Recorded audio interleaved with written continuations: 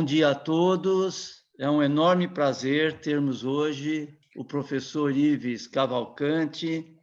Ele é professor do Departamento de Psiquiatria da Faculdade de Medicina da URGS, professor permanente do Programa de Pós-Graduação em Psiquiatria e Ciências do Comportamento. Ele é pós-doutorado pela Universidade do Texas, em Houston, nos Estados Unidos. O Ives é um docente relativamente jovem, não é para o meu padrão, ele é um docente relativamente jovem, é uma pessoa muito emergente na psiquiatria, né? Então é um prazer enorme tê-lo aqui, representa uma nova geração de psiquiatras brilhantes, não é, que a URGS produz, e ele vai falar sobre o uso da inteligência artificial na psiquiatria, tendências e limitações. Ives, super obrigado por ter aceito o convite, muito legal ter você aqui na nossa reunião clínica. Obrigado, Ives. Muito obrigado, Jair. Como eu estava falando, para mim é uma honra estar aqui com vocês, junto com docentes do departamento da Unifesp, né? Tem tantos colegas aí e são tantos os expoentes, então, para mim é uma honra, de fato, estar podendo apresentar um pouco aqui sobre o nosso trabalho nesse campo, então, da inteligência artificial. A Jair, pode só confirmar se minha tela foi compartilhada? Se tá Foi ótimo? compartilhada, sim. Tá, tranquilo. Muito obrigado. Então, pessoal, a gente vai falar um pouco sobre o uso de inteligência artificial na psiquiatria, né, as tendências e limitações do campo, né? Então, eu tenho participado com relação a conflitos de interesse, né, da produção de alguns algoritmos de inteligência artificial. Então, como a gente vai falar acerca dele, então talvez esse seja meu conflito de interesse com essa palestra que eu estou ministrando aqui com vocês. Bom, para a gente falar sobre inteligência artificial, o primeiro ponto a ilustrar é a definição de Big Data, né? Então, a gente está vivendo a era do Big Data, e o Big Data ele é caracterizado pelos 5 Vs. O V de volume, a quantidade de dados que a gente consegue coletar hoje é bem maior do que anteriormente. A velocidade com a qual esses dados são coletados é o segundo V. A variedade, né? A gente coleta dados tanto genéticos, clínicos, mas também dados hoje do universo digital. O V de veracidade, a importância desses dados de fato corresponderem à realidade, e o V de valor, né? A importância que a gente colete esse Big Data, analise, mas que, em última instância, a gente consiga prover valor tanto para a sociedade como para os nossos pacientes, né? Aqui à direita de vocês, a gente pode ver aqui um editorial, é uma figura que eu extraí de um editorial da revista The Economist, mostrando a expansão do universo digital, que talvez seja um dos principais, digamos assim, uma das principais variáveis de dados do universo do Big Data, né? Então, em 2013, a gente tinha 5 zettabytes no universo digital. 1 zettabyte é igual a 10 elevado a 12 gigabytes. Em 2020, a gente já tinha aqui 50 zettabytes no universo digital, e a expectativa é que em 2025 a gente tenha quase 200 zettabytes no universo digital. É um universo aí de dados aí que cresce de maneira exponencial no na nossa era, né? E nos próximos anos vai crescer cada vez mais. E não é só a quantidade de dados, é a velocidade com a qual a gente consegue processar os dados, né? Esse aqui é o supercomputador de 1999, né? Então, naquela década de 90 era comum se falar nas reportagens dos jornais dos supercomputadores, né? E aqui esse supercomputador ele cabia numa sala com 150 metros quadrados, né? Custava 67 milhões de dólares, pesava 100 toneladas e tinha uma velocidade aqui de 2 teraflops. 20 anos depois, aqui em 2019, o iPhone 10, que está aqui à direita de vocês, ele já tem a mesma velocidade de processamento desse supercomputador, né? Ou seja, de 2 teraflops, custando bem menos, 900 dólares, e cabendo aqui na palma de uma mão, pesando 129 gramas. Né? Só para ilustrar que não só a coleta de dados é cada vez maior, mas também a velocidade de processamento desses dados é também cada vez maior. É nesse universo que se insere essas técnicas, então, de análise da inteligência artificial. O que é inteligência artificial? Inteligência artificial é qualquer tipo de tecnologia que mimetiza a inteligência humana. Dentro do grande campo da inteligência artificial, a gente tem os algoritmos, então, de machine learning, que são estratégias, algoritmos estatísticos que aprendem com a experiência para fazer previsões acerca do futuro. Talvez, entre os algoritmos de machine learning, o mais conhecido na área da saúde é o deep learning, que consegue fazer análises, né, através de é quase como se fosse uma simulação do sistema nervoso central, né? A gente diz que o deep learning é um algoritmo que ele é oriundo do Artificial Neural Network, que é um outro tipo de algoritmo que simula um pouco a rede neuronal e é muito utilizado para analisar dados que são dados não estruturados, como dados de voz, dados de neuroimagem ou de outras imagens também, né? Então, aqui a gente vê, então, que o Deep Learning é um tipo de algoritmo de Machine Learning e Machine Learning são algoritmos dentro do campo da inteligência artificial. Os algoritmos de Machine Learning, eles não são propriamente novos, né? Na verdade, em 1956, o Arthur Samuels, que é um matemático, ele desenvolveu, então, um dos primeiros algoritmos de Machine Learning que jogava damas contra ele. Em 1962, um algoritmo desses, um modelo de Machine Learning, foi capaz de vencer um campeão americano de damas. Em 1997, esses algoritmos de Machine Learning, eles entram, então, no business, né? A gente tem a fundação aqui em 97 do Netflix, que utiliza esses algoritmos para identificar qual o filme de interesse dos seus clientes. Esses algoritmos também são utilizados pelo Google na busca, né? Quando a gente faz buscas, então, alguns algoritmos de machine learning ali são utilizados para identificar as informações relevantes aos clientes. No Gmail, né, eles são utilizados para separar os e-mails que são spam dos e-mails de interesse.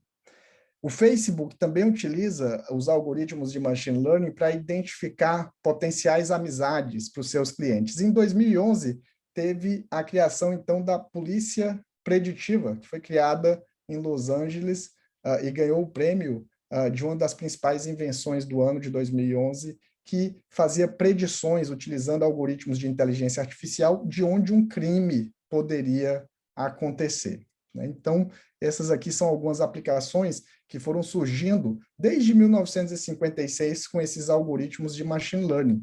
De maneira interessante, eles começaram nas mesas de jogos e recentemente eles voltaram às mesas de jogos também.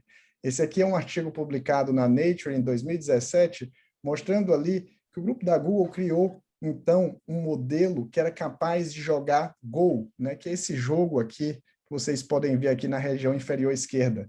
O Go é considerado o jogo mais difícil de tabuleiro, né? Um jogo chinês que tem múltiplas possibilidades a cada jogada, e esse, então, modelo de machine learning foi capaz de vencer o campeão mundial de Go. Bom, desse campo, então, do Big Data, né, esses algoritmos de machine learning do campo da inteligência artificial e o valor, o conhecimento que é produzido através da análise do Big Data com esses algoritmos, a gente chama de Data Science, né? Então, seria a ciência dos dados, a análise desse Big Data, muitas vezes com esses algoritmos, então, de inteligência artificial, sobretudo os algoritmos aqui de machine learning. Bom, a pergunta que surge, então, é como é que eu faço um estudo com esses algoritmos, né? Então, eu tenho aqui uma matriz de dados, né? Idealmente um Big Data que é coletado, e aí eu divido esse Big Data em 3 bancos de dados. O banco de dados de treino, validação e teste. E aí eu crio meus modelos no banco de dados de treino, valido eles e seleciono o melhor modelo, que é testado no banco de dados de teste, que não foi utilizado em nenhuma dessas etapas. Ele é um banco de dados que é não visto, digamos assim.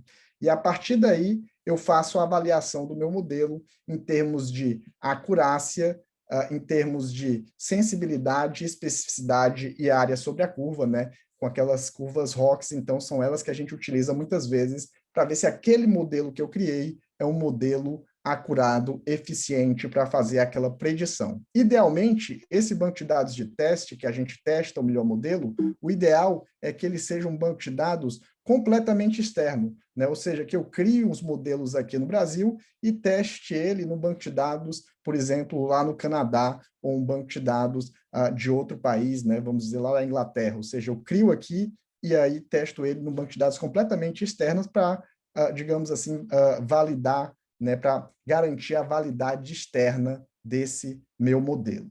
O ideal, depois de criar um modelo, é que eu possa comparar, então, as decisões desse modelo de inteligência artificial com a decisão de um expert, né? Então, se eu crio um modelo que identifica retinopatia diabética, o ideal é eu comparar com a avaliação de um oftalmologista já experiente para ver se, de fato, esse modelo ajuda na, digamos assim, identificação do padrão daquela doença.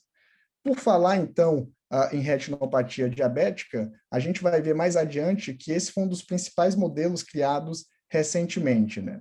Mas, na verdade, desde 2016, a gente já tem aí mais de 30 modelos de machine learning que foram aprovados pelo FDA para aplicação clínica, né? Então, a maioria deles é aqui no campo da radiologia. A gente vai mostrar alguns exemplos aqui nos próximos slides. Mas também tem alguns aqui no campo da cardiologia, da neurologia e da oncologia, né? Então, são as principais especialidades que tiveram, então, modelos de inteligência artificial aprovados aqui pelo FDA recentemente, né? Por falar na questão da retinopatia diabética, eu mostro aqui, então, esse que talvez tenha sido um dos modelos criados que mais repercutiu, né? Então, é um modelo que basicamente identifica a retinopatia diabética, né? A principal causa, na verdade, de déficit da acuidade visual, e o modelo que foi criado, ele foi testado, então, em 2 bancos de dados externos aqui, com uma boa área sobre a curva, uma boa sensibilidade e uma boa especificidade desses modelos. Mais alguns exemplos aqui de modelos que foram aprovados pelo FDA. Então, esse aqui identifica câncer na tomossíntese de mama, esse aqui identifica AVC na tomografia, esse aqui identifica hemorragia intracraniana, esse aqui é o Apple Watch, né, que hoje identifica, então, a fibrilação atrial. Ele tem só uma derivação e é capaz de identificar a fibrilação atrial, né, utilizando aqui modelos de machine learning. Recentemente foi publicado no Lancet um outro trabalho já identificando outros ritmos cardíacos também através desses modelos de machine learning. Aqui a gente tem também aqui um algoritmo que identifica a dose mais precisa de insulina para ser administrada, um que identifica câncer de fígado e de pulmão na tomografia, outro que identifica a, digamos assim, fração de ejeção no ecocardiograma, outro que identifica aqui, por exemplo, fratura do punho no raio-x, né? Então, como a gente vê, muitos dos modelos aprovados aqui pelo FDA são do campo da radiologia, né, do campo aqui da oncologia e também da cardiologia, mas trata-se de digamos assim, um campo em expansão, né? E não é só as agências regulatórias, então, que têm aprovado esses modelos, né? A gente vê também o campo científico se organizando um pouco nesse sentido, né? Então, em janeiro de 2019, o grupo Nature lança a revista Nature Machine Intelligence. Em março de 2019, o grupo The Lancet lança a revista The Lancet Digital Health, que são revistas que foram criadas para acolher, então, esses estudos de machine learning, inteligência artificial e também do universo digital que possam, eventualmente, ser submetidos. Em 2016, o nosso grupo de pesquisa escreveu um editorial sobre o potencial do uso dessas técnicas na psiquiatria, né? Então, em que sentido essas técnicas podem ser utilizadas no campo da saúde mental? E a gente colocou aqui, sobretudo, 4 ângulos. Então, na predição da conversão para um diagnóstico, na predição de prognóstico, incluindo tentativas de suicídio, na identificação de um diagnóstico e na predição de resposta ao tratamento, né? A gente vai analisar alguns estudos de cada um desses ângulos que têm surgido na literatura, né? Então, predição de conversão para um determinado diagnóstico. Vamos ver aqui um estudo. Esse estudo aqui ele foi realizado, então, recentemente, utilizando as coortes ali de Pelotas, né? Então, o objetivo era identificar que pessoa, né, que sujeito iria converter para o transtorno bipolar aos 22 anos. Então, aqui é uma birth cohort, né? Então, eles acompanham aqui desde o nascimento e aí fizeram umas avaliações aqui aos 11 anos, 15 anos e 18 anos. E aí a gente criou 4 modelos. Um modelo que utilizava variáveis da visita perinatal para prever o transtorno bipolar aos 22 anos, outro modelo que utilizava variáveis aos 11 anos para prever aos 22, outro aos 15 e outro aos 18. Foram criados, então, 4 modelos de inteligência artificial para prever quem iria converter para o transtorno bipolar, né? A coorte aqui tinha aproximadamente, né, por volta de 3.700 participantes, né? E aí, os nossos resultados, então, estão aqui representados por essa curva ROC. O melhor modelo foi esse modelo dos 18 anos, né? Então, o modelo que fazia a previsão aos 18 anos foi o modelo mais acurado. Ele tinha aqui uma área sobre a curva de 0,82, com uma acurácia aqui balanceada de 0,75. Né? Ele era um bom modelo, com uma boa sensibilidade e especificidade. O problema estava um pouco aqui no valor preditivo positivo, né? Ou seja, estava em 0,18, o que mostra que existe um número considerável também de falsos positivos. Então, o modelo ele precisa ser um pouco mais trabalhado para melhorar esse número de falsos positivos, embora seja um modelo que tem uma área sobre a curva, por exemplo, maior do que o modelo do estudo de Framingham, né? Então, a gente tem um modelo de previsão consolidado na cardiologia para prever eventos cardíacos, né? Uma calculadora que tem ali uma acurácia entre 76% e 79%. Né? O nosso modelo aí teve, então, uma acurácia semelhante ao estudo de Framingham. Aqui, no lugar de estar identificando quem iria ter um evento cardíaco, a gente está identificando quem vai converter para o transtorno bipolar. As principais variáveis associadas à conversão para transtorno bipolar aos 22 anos eram risco de suicídio aos 18, ansiedade generalizada aos 18, abuso físico parental e problemas financeiros. Nessas são as variáveis mais importantes. Né? Tem outras aqui também que foram importantes. Nessa aqui seriam as variáveis que comporiam a calculadora, digamos assim, para fazer essa previsão de conversão para transtorno bipolar. Né? Então, história familiar de doença psiquiátrica também é aqui entre as principais variáveis que eram utilizadas pelo modelo para identificar a conversão para o transtorno bipolar aos 22 anos. Bom, vamos ver, então, um outro exemplo desse segundo ângulo aqui, seria de predição de prognóstico, incluindo o suicídio. Então, esses modelos também podem ser utilizados para fazer previsão com relação por exemplo, quem vai desenvolver um déficit cognitivo ou quem vai tentar suicídio. E aí, para ilustrar, então, esse ângulo, o nosso grupo fez um trabalho com uma coorte, então, americana, a coorte NESARC, talvez os colegas conheçam, é uma coorte americana que é representativa da população americana e ela é muito utilizada por quem trabalha, então, com adição. Né? Uma coorte que coletou cerca de 43 mil participantes aqui na onda 1 e depois foram reavaliados na onda 2, 34 mil desses participantes. A gente utilizou, então, as variáveis da onda 1 para prever quem iria tentar suicídio nos próximos 3 anos. E aí, tinham variáveis, então, sociodemográficas, variáveis relacionadas às doenças psiquiátricas e também eventos estressantes no último ano, como, por exemplo, perder o emprego ou perder um familiar próximo, né, através de uma avaliação de algumas escalas. O modelo, então, que de previsão de tentativa de suicídio nos 3 anos seguintes, o melhor modelo foi um modelo de ElasticNet, que é um tipo de algoritmo de machine learning, né, de inteligência artificial. A acurácia balanceada aqui foi de 0,81, né? Então, vocês veem, é semelhante ali à do score de Framingham também, uma boa sensibilidade e especificidade. Mais uma vez, o problema aqui também, toda vez que a gente quer prever um evento raro, muitas vezes o problema vai ser no valor preditivo positivo, né? Então, a gente tem um número considerável também de falsos positivos. Para diminuir os falsos positivos, a gente também tentou avaliar somente em quem tinha depressão. E quando a gente avaliava somente em quem tinha depressão, a gente também tinha uma boa acurácia balanceada, uma boa sensibilidade e especificidade, o valor preditivo positivo melhorava também, mas ainda assim tinha um número considerável de, digamos assim, falsos positivos. A área sobre a curva também é uma boa área sobre a curva de 0,89, né?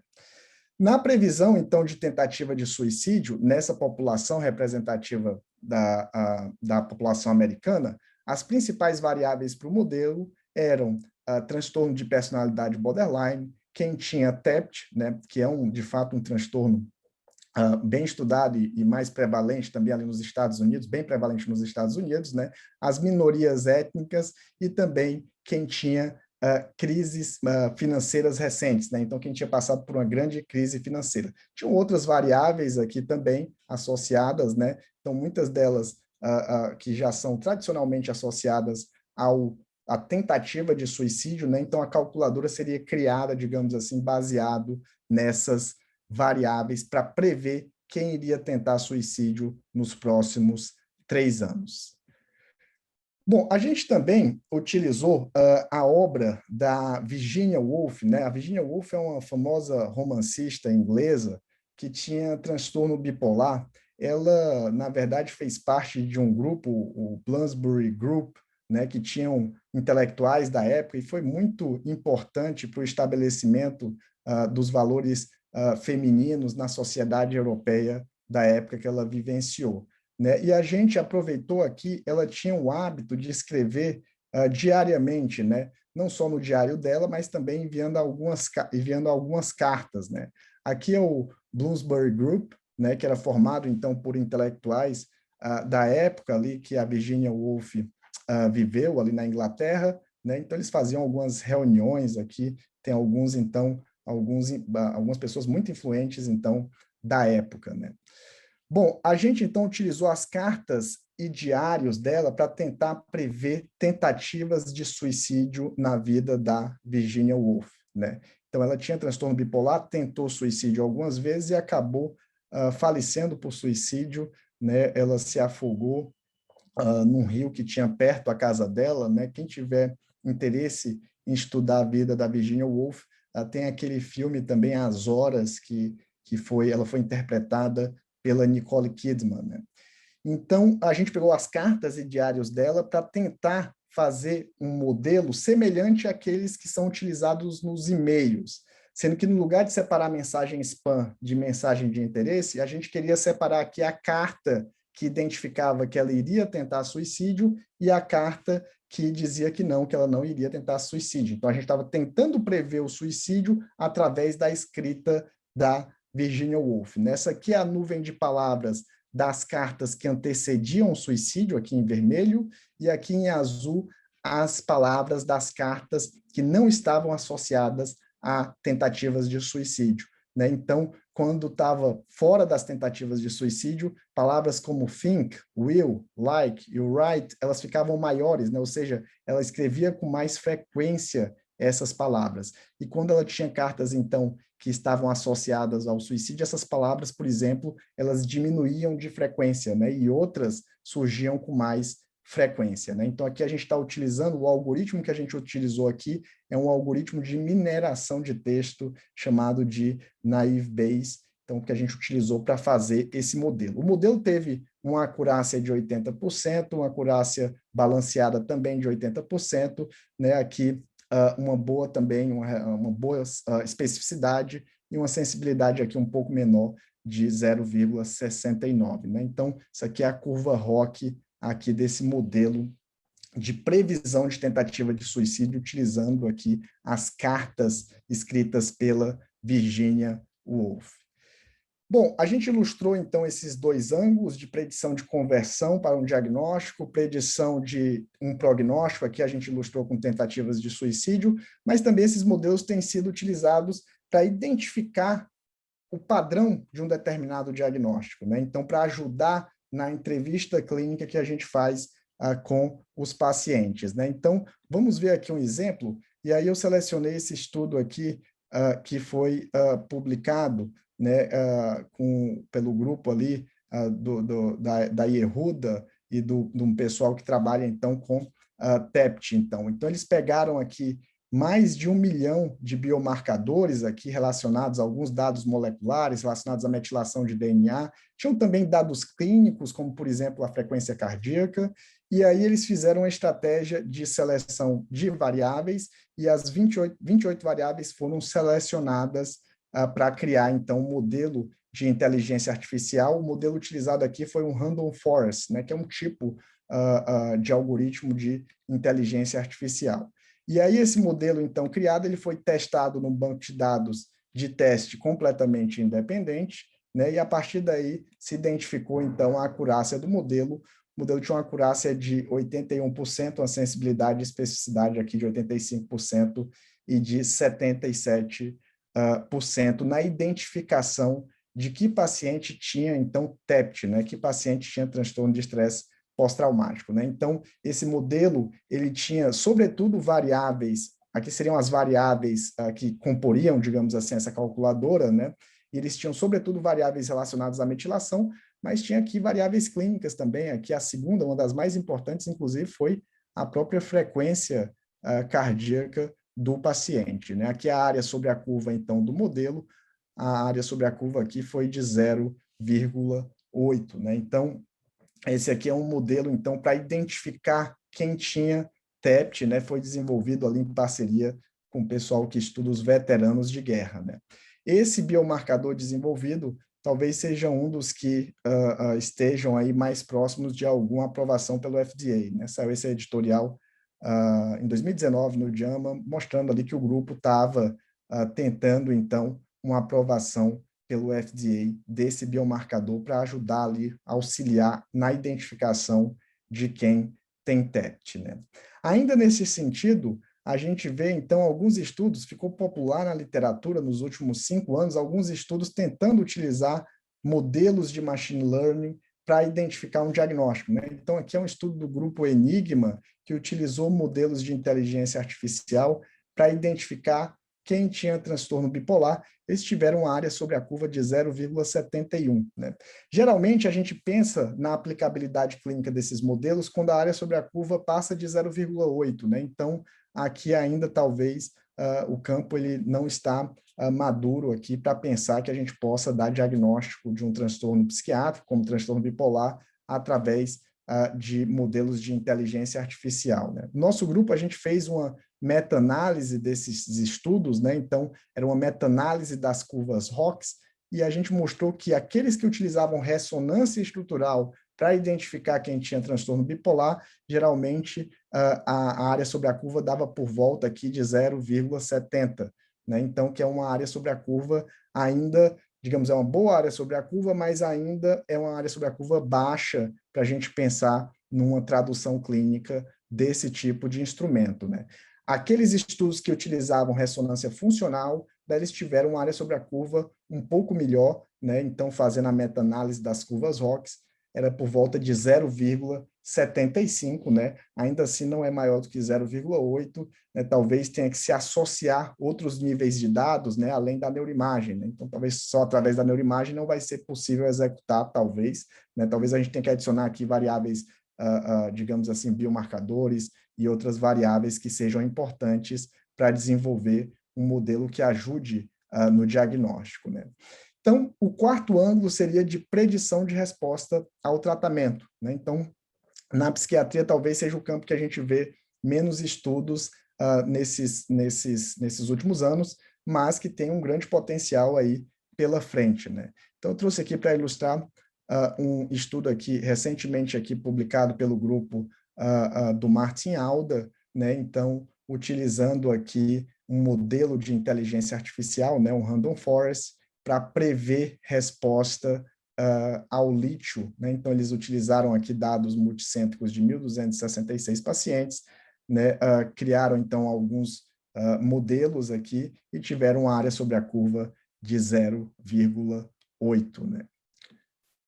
Bom, é um campo promissor, mas que tem muitas limitações, digamos assim, né? E aí é importante a gente também ficar a par delas, né?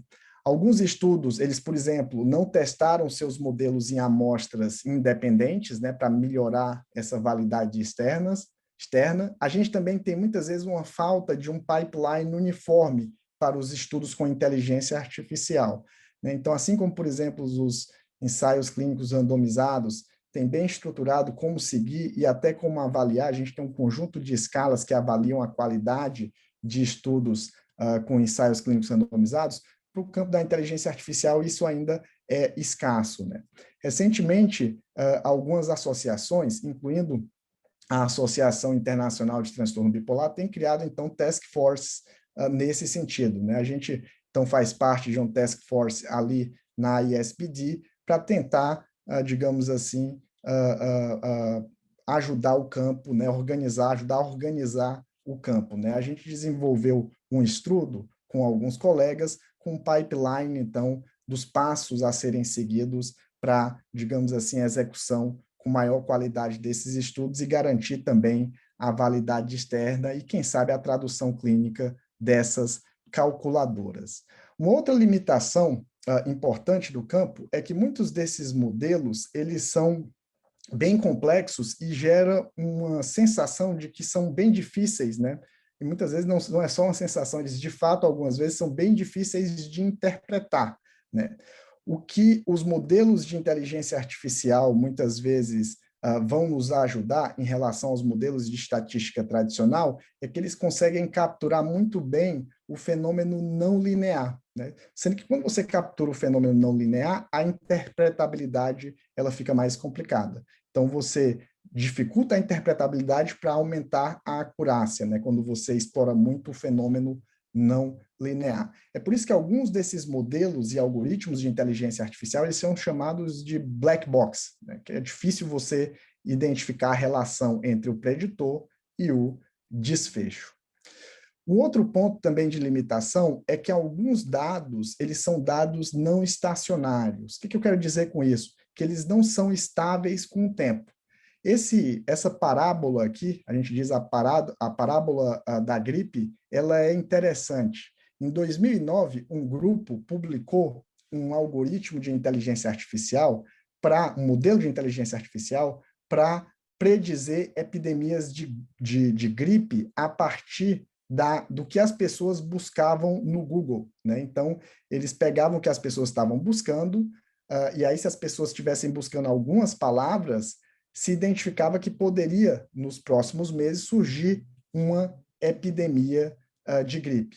E aí, tempos depois, 5 anos depois, um outro grupo identificou que esse modelo não funcionava mais, porque os termos usados numa época mudaram em relação aos termos usados nessa época aqui que foi publicado esse outro estudo, né? Então, aqueles termos de 2009, quando foi publicado esse estudo aqui da Nature, eles já não mais funcionavam para os termos aqui de 2014. Então, muitas vezes, o que a gente escreve pode ser um dado não estacionário, depende aí de influências culturais, né? Então, a maneira como as pessoas se referem a determinadas coisas pode ir mudando, a gente tem que ficar atento ao que é um dado estacionário e um dado não estacionário, né? E também, talvez, a principal limitação do campo e que tenha que ser digerida é o dilema ético, né? Então, pode-se argumentar que conhecer todos os desfechos desfavoráveis de um indivíduo pode permitir algum tipo de preconceito social em relação aos sujeitos com esses desfechos, né? Então, é interessante daí a gente ver qual o impacto que aquela previsão tem no indivíduo e também nas relações sociais desse indivíduo. Nesse sentido, recentemente, a gente teve, então, digamos assim, a oportunidade de participar de uma discussão acerca dos modelos de previsão de tentativas de suicídio, né? Um grupo de pesquisadores e de estatísticos da McMaster University, eles publicaram um artigo mostrando que os modelos para a previsão de tentativas de suicídio, eles eram acurados, mas tinham 2 problemas. O primeiro problema era um baixo valor preditivo positivo, e o segundo problema é que qual seria o impacto de uma pessoa saber que ela iria tentar suicídio, né? O impacto social para aquela pessoa. A gente argumentou nessa ocasião que, sim, muitas vezes, quando a gente cria modelos em desfechos raros, a gente tem baixos valores preditivos positivos, e a maneira de lidar com isso é aumentando o segmento do estudo. Então, a maioria dos estudos na literatura naquela ocasião tinham segmentos de menos de 2 anos, ou seja, alguns falsos positivos, na verdade, tentariam suicídio mais adiante, o modelo não estava identificando porque o segmento era pouco, né? E o outro ponto é que a gente pode aumentar, digamos assim, um conjunto de dados para facilitar essa previsão. Com relação ao dilema ético, nosso grupo pontuou nessa ocasião que, se o modelo prevê que alguém vai tentar suicídio, aquela informação ela é confidencial para o paciente, digamos assim, né? Como o risco ele não é um risco agudo, né? A gente então não, essa informação ela não teria como vazar, como os estatísticos aqui argumentavam, para oficiais ou superiores, por exemplo, das pessoas, né? Eles davam um exemplo aqui de eventualmente, militares que poderiam ter essas informações vazadas para superiores, né? Bom, então, é um ângulo que também a gente tem que ficar muito atento como é que vai ser essa digestão ética, né? A outra limitação também importante é a de privacidade dos dados, né, que a gente está coletando. Então, iniciativas nesse sentido a gente já vê aqui no Brasil, da Lei Geral de Proteção de Dados, né, e em outros países, mas é um outro ponto, talvez, que a gente tem que ficar muito atento em como lidar com a privacidade dos dados de cada pessoa. Nesse sentido, a gente acha, então, que essas técnicas, elas vão, quando bem digeridas e abordadas, essas limitações, elas vão expandir, de uma certa forma, a relação clínico-paciente tradicional, né? Então, a gente vai ter o auxílio aqui, quem sabe, mais adiante, dessas calculadoras clínicas para fazer previsão de conversão para um diagnóstico ou de um determinado prognóstico, né? Assim como tem um modelo de Framingham para prever quem vai ter um evento cardíaco. Aqui a gente vai ter, então, alguns modelos para prever se um sujeito vai, eventualmente, converter para transtorno bipolar ou tentar suicídio. Essas calculadoras talvez também ajudem na predição de resposta ao tratamento ou na predição de se um sujeito vai ter, por exemplo, um efeito colateral a uma medicação, insuficiência renal pelo lítio, por exemplo. A gente já tem alguns estudos na literatura, né? Elas também vão ajudar na identificação de um diagnóstico, como a gente ilustrou ali com aquele modelo para TEPT, né? Além disso, a gente acredita que com esses smartphones e também esses gadgets do tipo esses Fitbits, Apple Watch, a gente vai conseguir também avaliar o paciente mais em tempo real, né? Quando o paciente vem à consulta, muitas vezes ele consegue lembrar muito bem o que está passando com ele, o que ele está sentindo naquele dia e nos dias imediatamente anteriores, né? Mas as semanas anteriores, talvez ele tenha mais dificuldade de lembrar. Com esses smartphones e aplicativos, talvez a gente consiga avaliar, e aí ele vai na consulta, talvez com os gráficos, mostrando a variação, por exemplo, de humor dele nesse período, no intervalo entre as consultas, né?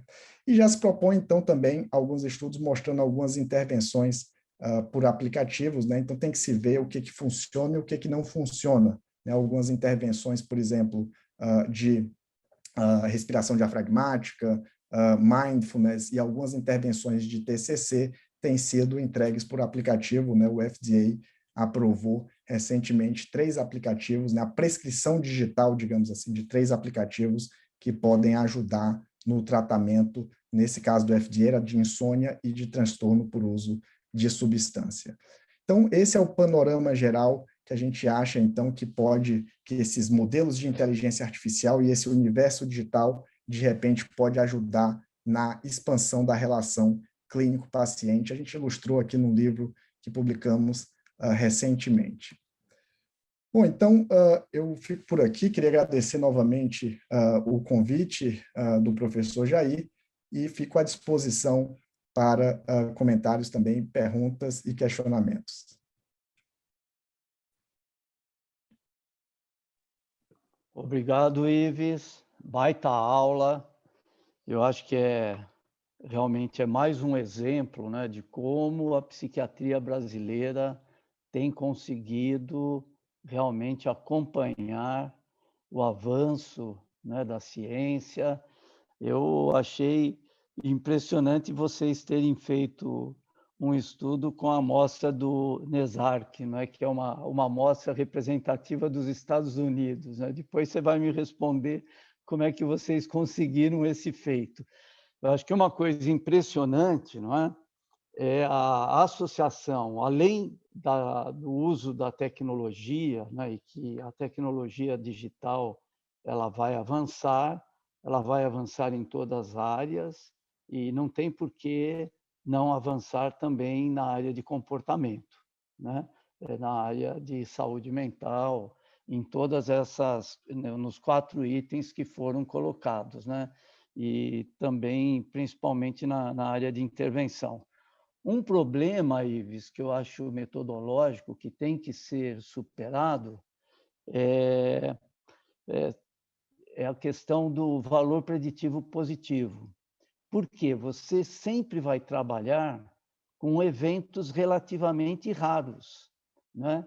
Então, se você não colocar numa amostra, não juntar amostras, não colocar grupos mais homogêneos de amostra, de sorte que você tenha uma frequência do evento um pouco maior, porque com a frequência de evento em torno de 1, 2%, sempre vai ter um valor preditivo negativo.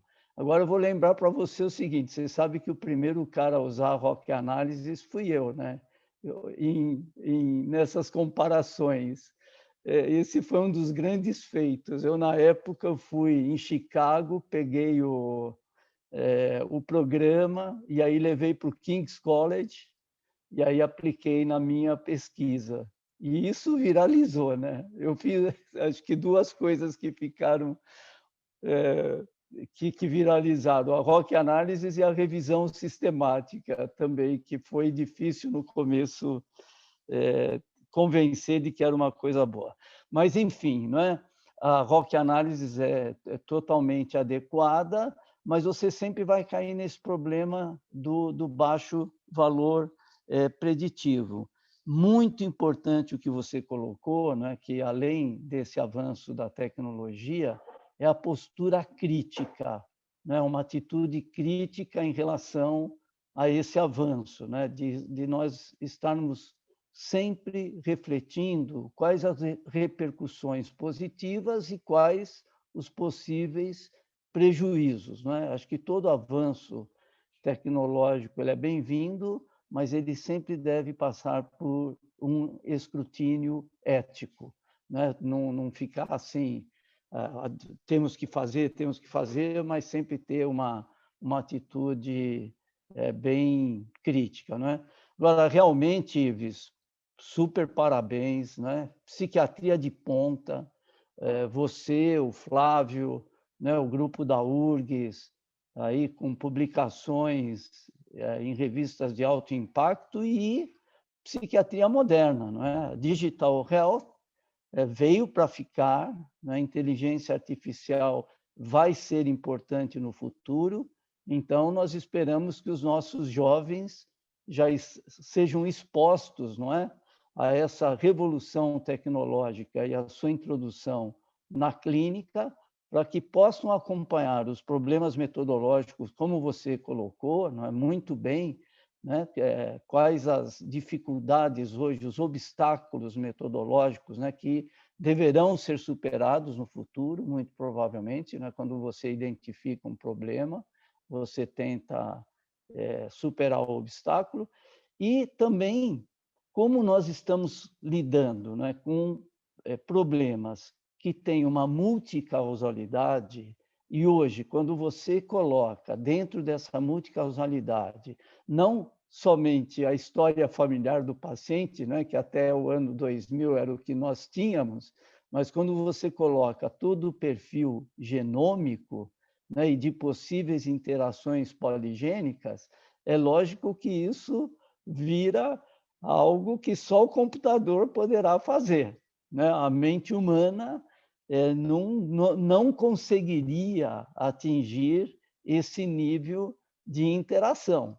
Então, é óbvio que a inteligência artificial ela vai contribuir, sim, porque através dessas análises, né, de multicausalidade, multifatores, somente um computador poderá fazer, porque você não tem condição de avaliar, né, numa interação de centenas e milhares de interações poligênicas, e que possivelmente é isso que acontece no transtorno bipolar e na esquizofrenia, você vai depender muito da inteligência artificial, né, para avançar até no diagnóstico e num possível futuro tratamento personalizado, né? Não é ficção, é realidade, né?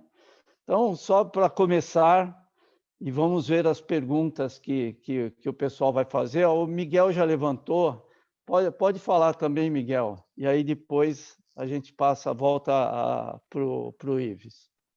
Miguel? Obrigado, Jair. Obrigado, Jair. Bom, Ives, antes de mais nada, muito obrigado pela sua apresentação. Foi realmente muito, muito, muito ilustrativa, né? Acho que um pouco juntando com o comentário do Jair, em relação a essa questão do valor preditivo positivo, eu fiz uma continha rápida aqui em relação a um dos primeiros estudos que você mencionou, que é o de Pelotas, da coorte de Pelotas. Pelas minhas contas aqui, a prevalência de transtorno afetivo bipolar aos 22 anos deu praticamente 5%, o que é um número bastante mais alto do que, de alguma forma, os estudos epidemiológicos mostram. Indo de encontro a esse comentário seu, né, em relação ao valor do VPP, possivelmente com muitos falsos positivos aí, né? Então, acho que essa é uma questão realmente importante para ser considerada do ponto de vista do que uma má interpretação, às vezes, de dados possa nos levar. Isso é um comentário, mas eu tenho duas perguntas para te fazer, né? Duas questões que, na verdade, não são perguntas, sobre as quais eu gostaria que você comentasse, né? Uma delas diz respeito ao que você mostrou ali como fatores preditivos, tanto para o transtorno bipolar quanto para suicídio. Me chamou a atenção a pouca importância, a pouca significância para a ocorrência de um transtorno bipolar, o uso de maconha estava lá embaixo no seu gráfico, né?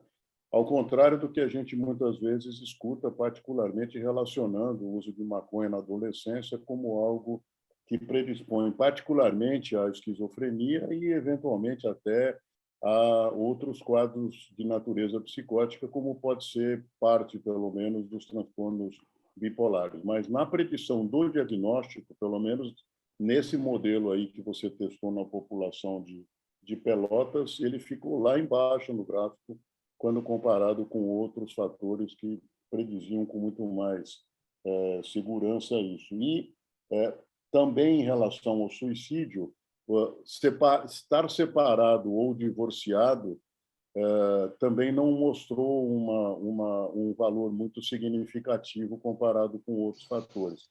Ao contrário do que antes a gente, de uma certa forma, tinha como um dos fatores que podiam ser levados em conta para avaliar risco de suicídio.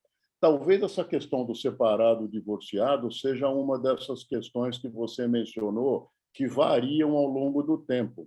Esses estudos que, de alguma forma, mostravam um risco maior para quem estava só ou vivia só, ou coisa que o valha, era feito numa época onde separações e divórcios não eram tão frequentes quanto são hoje em dia, o que mostra, de uma certa forma, que talvez a adaptabilidade dessas pessoas a essa situação na sociedade atual já não pesa tanto quanto no passado, quando comparado com aqueles que eram casados ou viviam maritalmente com uma outra pessoa. Então, eu queria que você comentasse um pouco essas questões em relação à maconha no bipolar, a questão de separado, divorciado para o suicídio. E esse é um dos comentários que eu queria ouvir de você. O segundo e último que eu gostaria de te ouvir aparentemente, há um sério risco de que algumas especialidades médicas podem naufragar quanto à sua necessidade de continuar existindo, particularmente diagnóstico por imagem, quando a gente vê o uso desses algoritmos. Não sei, com o evoluir da ciência e da inteligência artificial, quantas mais outras ficariam, de uma certa forma, ameaçadas. Não me parece que a psiquiatria, pela especificidade do seu trabalho, particularmente no que diz respeito a esse componente mais terápico, né, não medicamentoso da prática psiquiátrica, não ficaria tão ameaçada. Mas eu fico pensando um pouco em relação a outras especialidades, e você que, de uma certa forma, é mais familiarizado com a inteligência artificial do que muitos de nós aqui, eu gostaria que você comentasse o seu comentário pessoal sobre isso. E muito obrigado já, e mais uma vez, parabéns não pela apresentação só, mas pelo trabalho que você vem desenvolvendo. Muito obrigado pela pergunta, professor Miguel, professor Jair. Eu vou começar, então, pela questão do valor preditivo positivo, né? Então, como vocês pontuaram, né, esse é o grande desafio, talvez, de tu fazer análises em grandes amostras nas quais o desfecho ele é muito desbalanceado, os níveis do desfecho, né? Então, a tentativa de suicídio, quando tu pega a população geral, tu vai ter uma porcentagem bem baixa de tentativa de suicídio, né? Tu vai ter aí 2%, muitas vezes, da população tentando suicídio. Quando tu pega um desfecho muito desbalanceado, aí quando tu vai criar um modelo, né, o professor Jair colocou, tu vai muitas vezes encarar um valor preditivo positivo baixo, e o modelo vai ter muitos falsos positivos. Esse é um grande desafio, né? Como lidar, então, com esse cenário, que tu tem muitos falsos positivos, né? Foi o que a gente sugeriu ali um pouco naquela carta ali que a gente publicou, e que o professor Jair já estava comentando, né? O primeiro ponto é tentar diminuir esse desbalanceamento. Então, no lugar de tentar prever suicídio na população geral, nós podemos tentar prever suicídio, tentativas de suicídio numa população que tenha muitas tentativas de suicídio. Então, como transtorno bipolar ou esquizofrenia, né? Então, os pacientes bipolares, 1/3, ou talvez até um pouco mais, dependendo da amostra, acabam tentando suicídio em algum momento da vida, né? O segundo ponto para lidar com os falsos positivos, então, o primeiro ponto seria esse, de trabalhar o balanceamento dos níveis do desfecho, e o segundo ponto seria aumentar o tempo de segmento, né? Então, boa parte desses modelos, então, que foram criados para tentativa de suicídio, a maioria deles tinha um segmento de menos que 2 anos. Então, tinha gente que ia tentar suicídio depois do segmento do modelo e que foi considerado falso positivo, mas que, na verdade, é um verdadeiro positivo, né? Vocês veem, o nosso estudo, esse que a gente fez com a coorte da NESARC, se não me engano, talvez tenha saído algum outro agora, mas era o estudo com maior follow-up para previsão de tentativa de suicídio, que eram 3 anos, né? Ainda assim, um follow-up pequeno. O ideal é a gente ter, de fato, análises nessas birth cohorts, né, que vão analisar aí por muito tempo e identificar as tentativas de suicídio. Então, e a terceira maneira para lidar com os falsos positivos é agregar outros níveis de dados, né? Então, no NESARC, basicamente, a gente pegou variáveis clínicas e demográficas e variáveis relacionadas a eventos estressantes, mas como o professor Jair também pontuou, o professor Miguel também estava comentando, né, se a gente incluir variáveis aí relacionadas à genética e outras variáveis moleculares e outros níveis de dados, a gente vai conseguir provavelmente melhorar esse valor preditivo positivo, né? Então, esse é o primeiro ponto. O segundo ponto, o professor Miguel estava falando da prevalência de transtorno bipolar na amostra das coortes de Pelotas, e de fato é uma prevalência, ela é uma prevalência maior do que a gente vê tradicionalmente, né? A gente tem aquele estudo da Americangas mostrando uma prevalência de mais ou menos 2% de transtorno bipolar, e esse aqui a prevalência deu 5%, né? Então, o que a gente acha que aconteceu? Lá eles utilizaram um Mini para avaliar o diagnóstico, e talvez isso tenha superestimado um pouco a amostra ali, a prevalência de transtorno bipolar, né? O professor Miguel pontuou um pouco das variáveis do modelo e, digamos assim, foram perguntas bem interessantes que me lembraram de outro fenômeno também, né? O uso de maconha, ele está como uma das variáveis ali do modelo para conversão de transtorno bipolar, e estava como a última, né, digamos assim, né? Mas ali tem um ponto, para a criação do modelo, a gente colocou ali foram centenas de variáveis, né? Então tem uma etapa que a gente chama de feature selections, né, de redução do número de variáveis.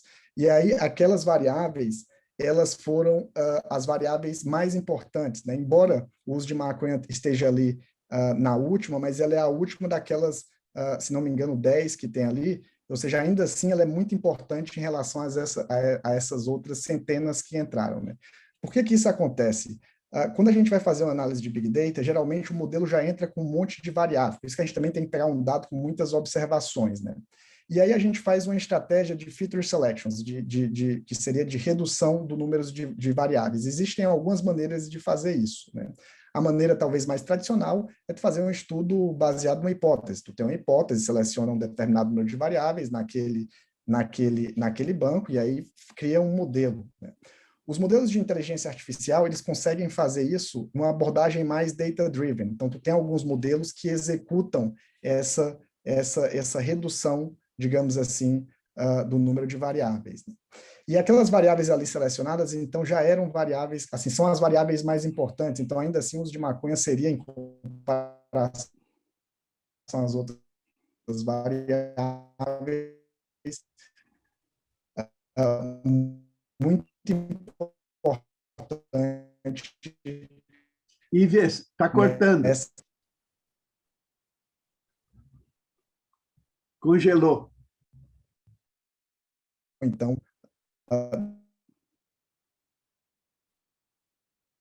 do transtorno. Está cortando. Está cortando, Ives. Está congelando. Está cortando, está congelando. Está congelando.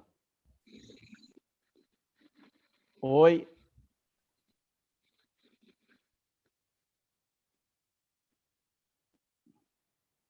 Acho que ele vai sair, Acho que vai sair. Para entrar, é. Para entrar. Esse é o famoso ghosting. É.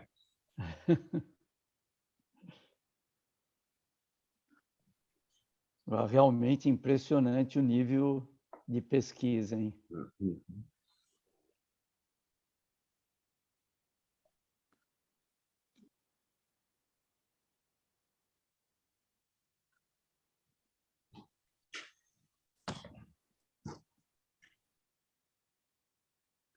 Está aí toda uma área de pesquisa a ser realmente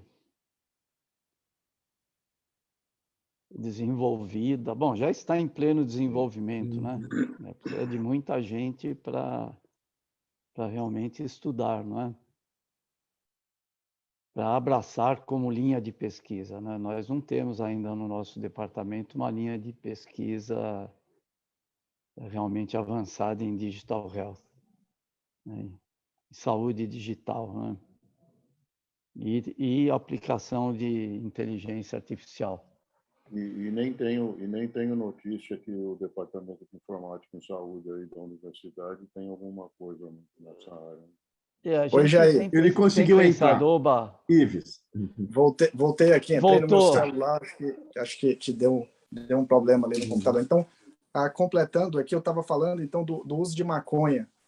Então, ela, embora tenha ficado entre as 10 ali em último lugar, ainda assim ela é uma variável muito importante, porque na entrada do modelo entram centenas de variáveis e aí eles passam por um processo de redução de feature selections, digamos assim. Um ponto importante dos modelos de inteligência artificial às vezes a gente pensa assim, bom, eu vou colocar dados genéticos, vou colocar dados clínicos, vou colocar dados de neuroimagem, né? Mas, no fim das contas, a gente tem que criar uma calculadora que seja pragmática, né? Ou seja, não adianta também criar um modelo extremamente acurado, mas que tenham que ser preenchido, digamos assim, centenas de variáveis. Então, é por isso que eles passam por essa estratégia de seleção de variáveis, para que a calculadora final tenha mais ou menos ali umas 10, 15 variáveis que sejam úteis para o clínico ali, muitas vezes, preencher, né?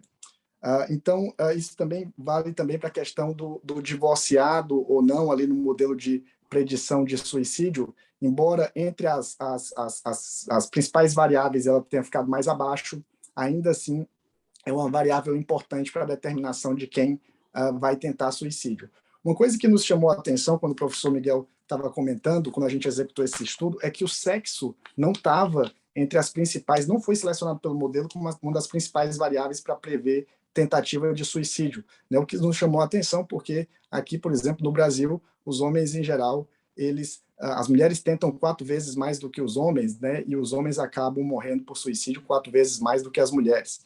E o que a gente argumentou foi que, provavelmente, por ser um modelo muito multivariável, o fenômeno estava sendo explicado por outras, digamos assim, doenças psiquiátricas que são mais prevalentes nas mulheres, como, por exemplo, o transtorno de personalidade borderline. Ele foi a principal variável para o modelo, então talvez o fenômeno tivesse sido mediado ali por outras variáveis, e aí o sexo acabou não sendo tão importante no modelo multivariado final, né?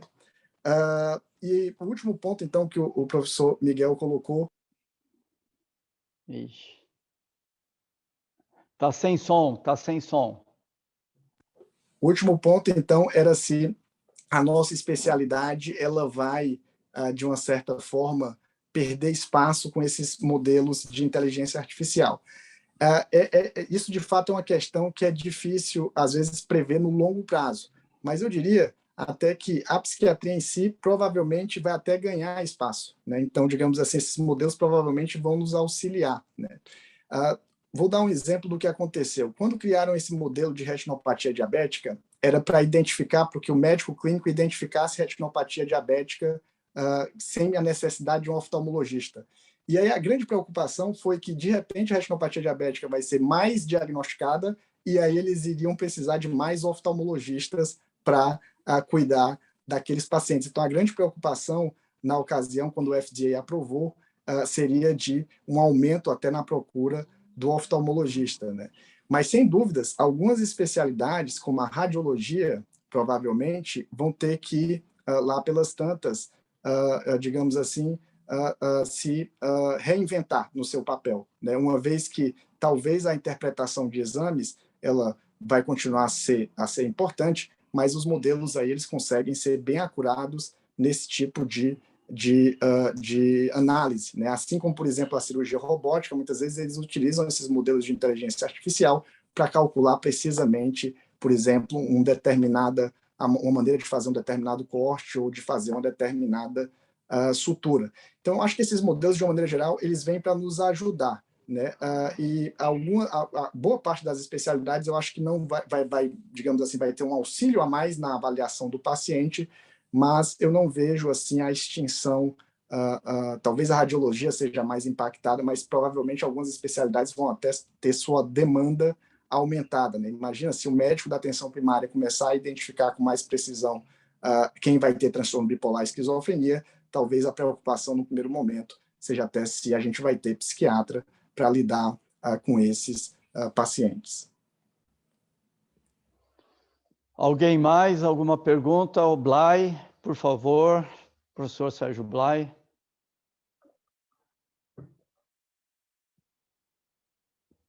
Tá sem som, Blay. Verdade. Eu cliquei aqui, mas não tinha... Chegou agora, né? Chegou. Começa de novo.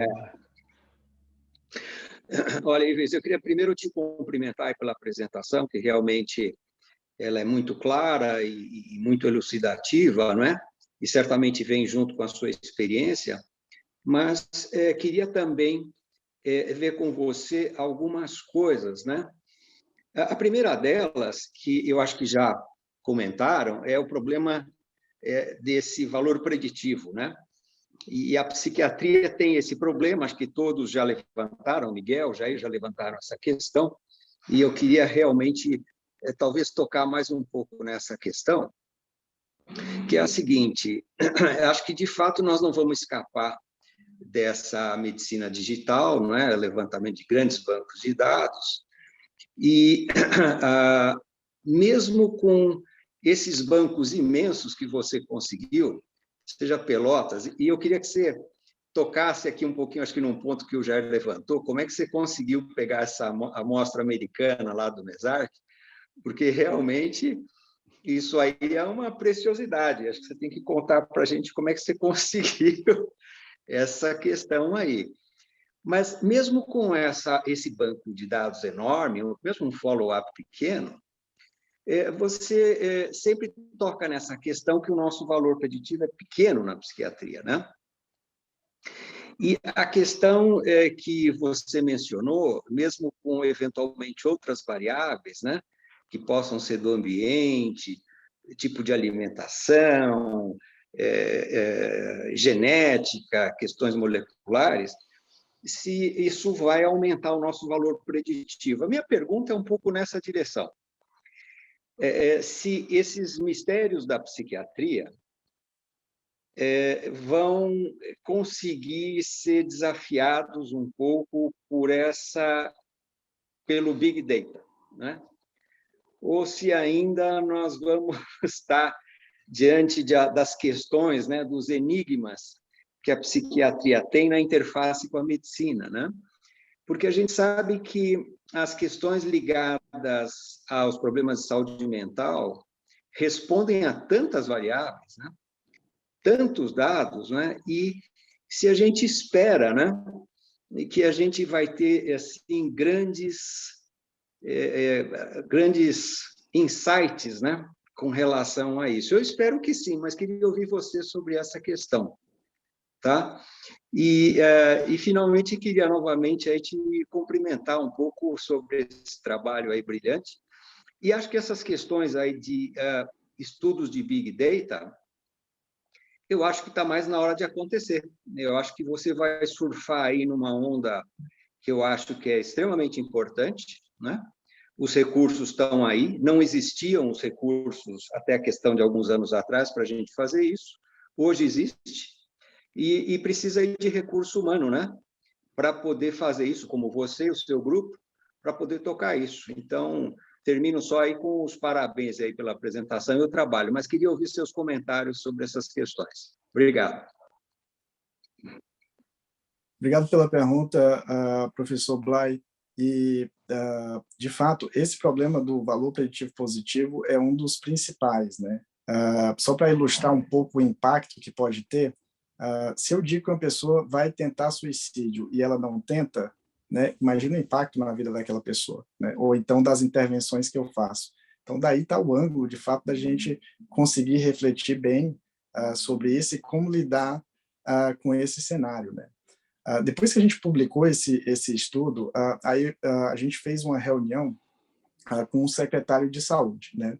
E aí a ideia era até de tentar criar um modelo semelhante, digamos assim, ou de trabalhar num modelo semelhante para a população. E aí, olha o dilema que a gente estava lidando. Bom, a gente cria um modelo, né? E identifica que a pessoa vai tentar suicídio, né, na população geral.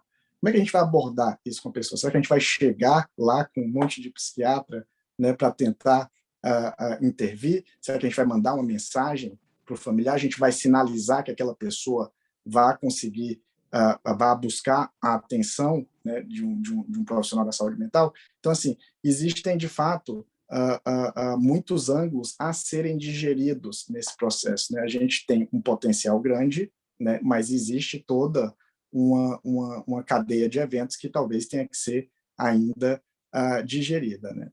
Com relação ao Big Data e à saúde mental, de fato, como o professor Jair estava comentando, a doença psiquiátrica, ela e como a gente bem sabe, ela é bem multifatorial, né? E tem uma complexidade significativa, né? Então, talvez essas análises de Big Data, com essas técnicas de inteligência artificial, que conseguem pegar melhor esses fenômenos não lineares, consigam resolver ou nos ajudar em algumas questões, né?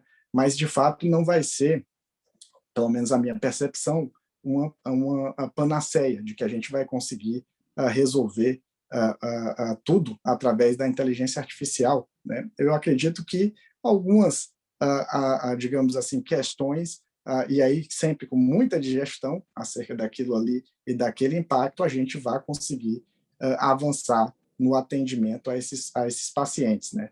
Essa questão de predição diagnóstica, né?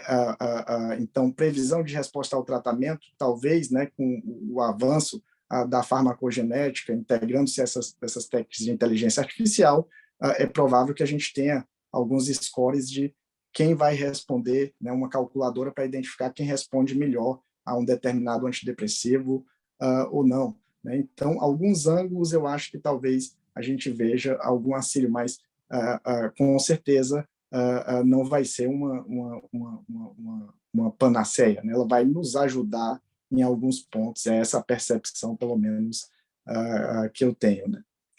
Um ponto interessante é que, com esse universo digital, ali em Houston, né, tem alguns colegas ali, e eles dizem que os hospitais agora eles ficam, muitas vezes, lá mandando algumas informações por esse campo digital, né, informações até clínicas dos pacientes, né? E aí, esse meu colega, ele tem uma esposa lá que é pediatra, ele estava sentindo aquilo muito frio ali, né? Eu ia no pediatra e recebia várias abordagens relacionadas ao tratamento pelo celular e ela achou aquilo frio. A gente riu um pouco, porque mesmo que ela achasse frio, ainda para o americano ainda estava distante daquela relação ser fria, né? A gente, latino aqui, talvez sentisse mais aquilo. Mas com essa digitalização, talvez a habilidade que vai ficar cada vez mais forte para quem a gente está formando é justamente a empatia e a capacidade de lidar, de muitas vezes abordar a linguagem não verbal e a subjetividade relacionada a uma consulta psiquiátrica, né? A gente fez um evento com a participação do professor Ari Gadelha sobre a formação do residente. A gente estava comentando, o próprio Ari Gadelha levantou esse ponto, e a gente estava comentando da importância que vai ter a empatia, a subjetividade dentro desse universo digital na formação da próxima geração digamos assim, não só de psiquiatras, aí de médicos de uma forma geral. Porque senão, tu tendo todas essas ferramentas, tu corre o risco de tornar aquela relação muito, de uma certa forma, robotizada, né? Ou meio fria, digamos assim. Salvador, Bianco. Recentemente, o diagnóstico em psiquiatria, a classificação diagnóstica em psiquiatria está passando por uma espécie de crise, né? Muito em função do fato de que a biologia tem observado que os fatores genéticos não agem da mesma maneira determinista como se pensava antigamente. E o sistema diagnóstico psiquiátrico é muito baseado nesse pensamento do início do século XX. Hoje em dia se vê que questões ambientais precoces e posteriores na vida têm uma influência muito marcante e significativa no desenvolvimento de patologias psiquiátricas. Eu queria saber se existem possibilidade de usar a inteligência artificial para detectar, para ficar mais claro quais são esses fatores ambientais que estão interferindo na psicopatologia da população e de que forma se poderia intervir dessa forma socioculturalmente para informar as pessoas a respeito disso preventivamente na abordagem dos problemas psiquiátricos. Está sem som, Ives. Estou me ouvindo agora, né? Bom, foi uma ótima pergunta, professor Salvador. E o primeiro ângulo, né? Então, de fato, a doença psiquiátrica ela não tem só um fator que é suficiente e necessário para explicar a fenomenologia da doença, né? É uma doença multifatorial, e aí provavelmente a gente tem variáveis relacionadas a eventos ambientais e genéticos que estão envolvidos, né? E aí cria-se uma complexidade na doença. O raciocínio na medicina, ele muitas vezes ele foi um raciocínio criado em cima da linearidade. O que eu quero dizer com isso, né? Os grandes, digamos assim, desenhos de estudos que estão bem estabelecidos, às vezes um padrão de raciocínio que é linear, né? Então, se uma pessoa, por exemplo, fuma mais durante o início da idade adulta, ele provavelmente vai ter uma probabilidade maior de ter câncer de pulmão, é claro, quando tiver mais na idade adulta mais tardia, né, ou quando tiver idoso, né? Então, esse é um raciocínio linear. Quanto mais eu tenho um fator, mais eu aumento a probabilidade do desfecho, de maneira diretamente proporcional ou inversamente proporcional, né? Mas é um raciocínio muitas vezes linear, e é esse tipo de raciocínio, ou com pequenas adaptações, que a gente executa no consultório. A inteligência artificial ela vai mergulhar mais no campo da não linearidade. A gente tem modelos estatísticos que são não lineares, mas a inteligência artificial, boa parte dos algoritmos, eles foram criados justamente para capturar essa não linearidade.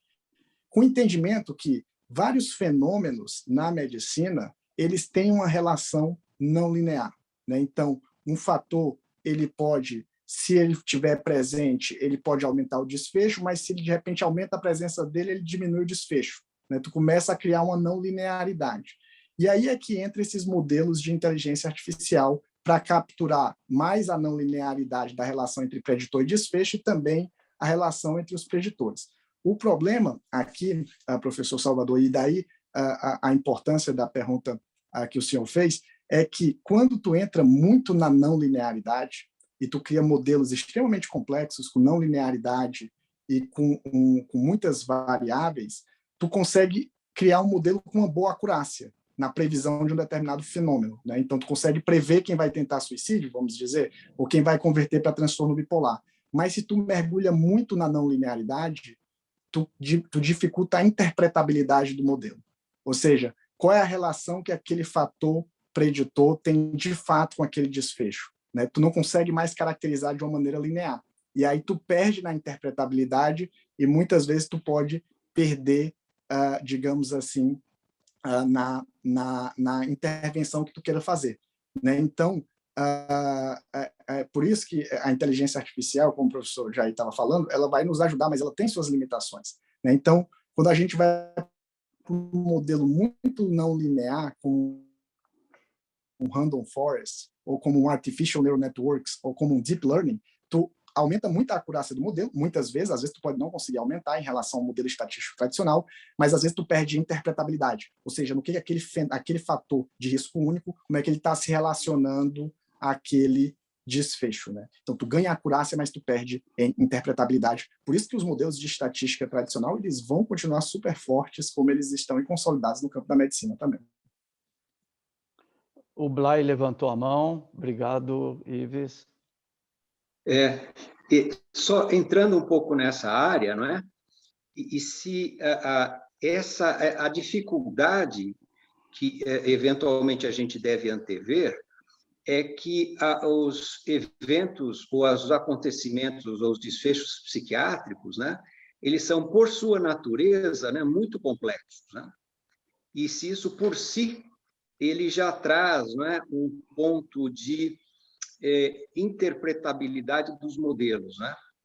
Se ele já começa muito complexo, né? E eu queria ouvir você também a respeito de uma outra questão, que é a variável, além das questões da empatia, etc., mas a questão do significado. Ou seja, certos eventos, né, eles podem ocorrer, mas eles dependerão, né, eventualmente, do significado que é atribuído pelo sujeito, né? E como capturar, né, ou como que isso pode ser capturado por esse sistema, né? E que eu acho que é um ingrediente de bastante complexidade, né, de ser avaliado e, eventualmente, difícil também de ser medido, né? Então, queria só colocar isso para ouvir você também sobre essa questão, Ives. Obrigado. Ives, antes de você responder, eu só queria, acho que o que o Blay está falando, eu só queria acrescentar, eu acho que tem a ver com questões de natureza subjetiva, comparado com variáveis que são objetivadas. Isso tanto faz parte do quadro psiquiátrico quanto do portador do quadro psiquiátrico, que tem a ver com o que o Sérgio acabou de dizer, de dar significados diferentes. Então, a questão da subjetividade e de variáveis objetivas na construção desses modelos. É uma boa pergunta, professor Blay, professor Jorge, e de fato, assim, alguns fenômenos a gente vai conseguir talvez prever com a maior acurácia, né?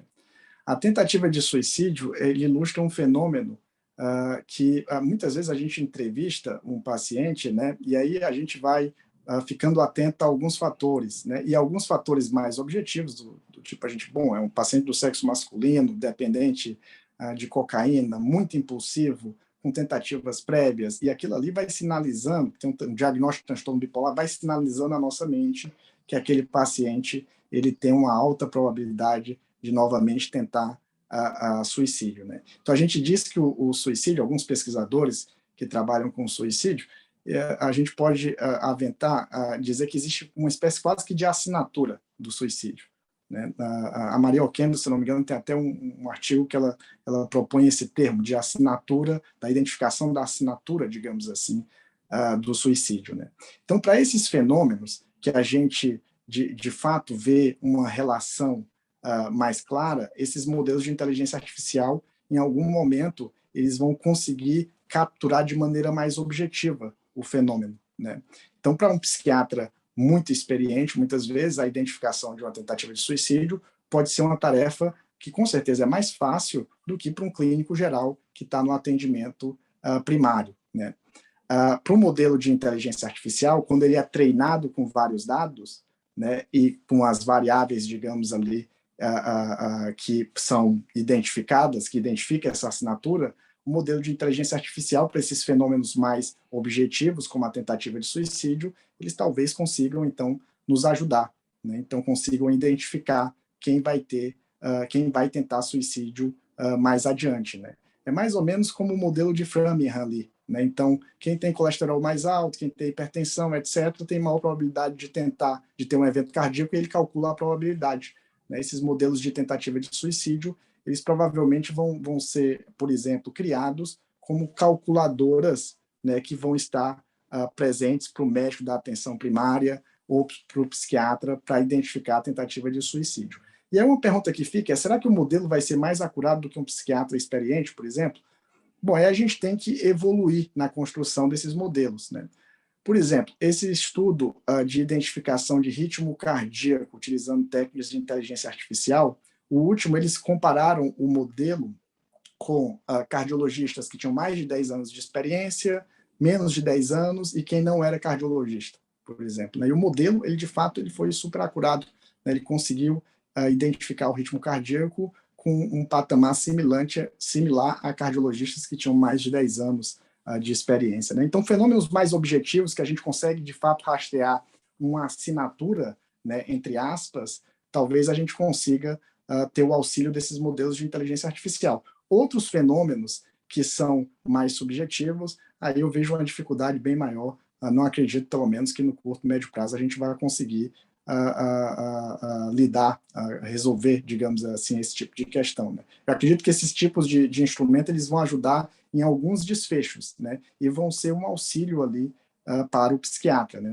Para o psiquiatra e para o médico também da atenção geral, né? Bom, esse paciente tem uma maior probabilidade de converter para transtorno bipolar, quem sabe eu encaminho para um psiquiatra para fazer essa avaliação ou segmento desse paciente, né? Ou de esquizofrenia, quem sabe eu conto com auxílio aqui de um psiquiatra para lidar com esse sujeito, né? Começa algum tipo de intervenção nesse sentido, né? E o que tem que ser digerido também é isso, assim, que talvez nossa especialidade também ainda possa se expandir, né? É como lidar com o potencial paciente. Que estratégias preventivas eu posso executar para lidar com esse paciente que não está com ideação suicida agora, mas que pode tentar suicídio no futuro. Ives, obrigado novamente pela resposta. O celular, não é, vai passar a ser ele pode ser um instrumento de autoavaliação, combinando-se, né, com vários dados pessoais, né, físicos, clínicos e psicológicos, né, de avaliação já tem vários programas fazendo isso, não é? O indivíduo pode se tornar um big data? Boa pergunta, professor Jair. Então, esse ângulo é bem interessante, né? Então, alguns pesquisadores têm defendido o celular como uma fonte de marcadores, né? Então, Thomas Insel tem utilizado o termo fenótipo digital, que seria uma espécie de biomarcador, um biomarcador digital que vai nos ajudar nas nossas análises, né? Numa das apresentações dele, tem uma figura que ele mostra que é interessante, que ele mostra um sujeito pegando o celular, aí tem uns brilhos na mente do sujeito e tem um brilho no celular, mostrando o celular como um rastreador da atividade eventualmente mental também, né? Então, a análise de dados através de smartphones e desses gadgets, Fitbit, entre outros, eles de fato constituem um tipo de biomarcador que vai nos ajudar a ter insights acerca do comportamento da pessoa, né? Por exemplo, particularmente, a gente trabalha com transtorno bipolar, né? Então, trabalho aqui no ambulatório de transtorno bipolar. Então, uma ideia interessante seria tentar, por exemplo, prever um episódio depressivo ou episódio maníaco através da interação com a pessoa com o celular, dado que a gente já tem aí 6 bilhões de smartphones, né? É quase um smartphone por pessoa, e a quantidade de vezes que a gente checa esses smartphones no dia é impressionante, né? Algumas pessoas dividem em dados que podem ser coletados ativamente, que é o sujeito ir lá e preencher as escalas no celular, e dados que são coletados passivamente, né? Então, dados que são coletados através da tonalidade da voz, da interação da pessoa com o celular, né? Que seria uma coleta passiva de dados que também tem sido investigado por alguns pesquisadores. Se não me engano, o Christian Killing também agora está trabalhando bastante com essa parte de coleta passiva de dados, a interação com o celular, e ver que tipo de informação ou desfecho a gente consegue identificar através da análise desses marcadores, desse fenótipo digital, né? Maravilha. Ives, realmente, muito obrigado, né? Brilhante, realmente você está tendo aí uma carreira impressionante, né? Eu acho que essa é uma área de pesquisa fascinante, mas é óbvio, né, que nós nunca vamos deixar de ser psiquiatras, né? Então, a questão... Nós já vimos tanta evolução na psiquiatria, não é? Na introdução da medicação, não é? E de outros instrumentos, mas o fator humano na psiquiatria nunca vai deixar, eu não diria nunca, mas dificilmente vai deixar de existir, né? No tratamento, no diagnóstico, tratamento e nas intervenções psicossociais, né? Que elas são humanas na sua profundidade, na sua essência, né?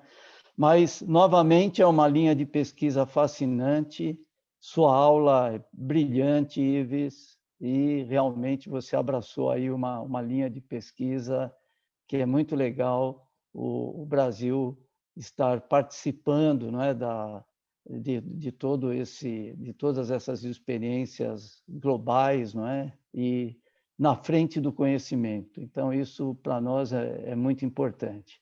Então, Ives, em nome do Departamento de Psiquiatria, agradecer muito a sua participação, e nós temos aí várias coisas para seguir, não é? Nós estamos em contato constante.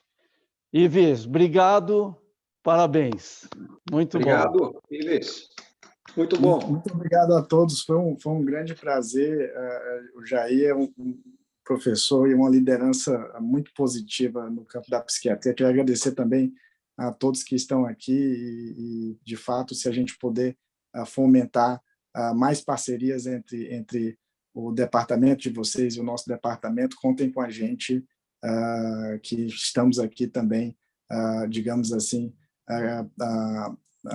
buscando essas parcerias, né? Então, essas interações, eu acho que são muito positivas para a gente, né? Esse tipo de interação. Muito obrigado, pessoal. Legal, Ives. Legal. Boa semana, Legal, pessoal. Parabéns, Ives. Parabéns. Tchau, tchau. Tchau, pessoal. Boa semana. Tchau. Boa semana. Tchau.